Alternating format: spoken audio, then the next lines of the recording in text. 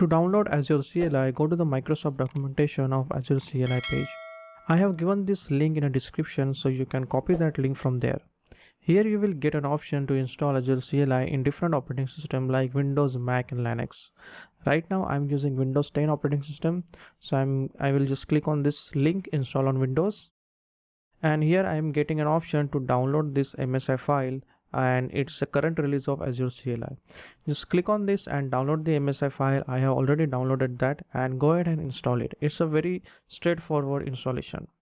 And once you install the Azure CLI, what you need to do is just open your command prompt and just type AZ and enter.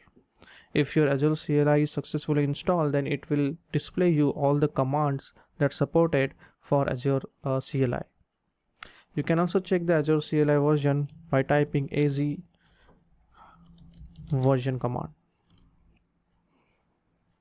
and it will give you the Azure CLI version.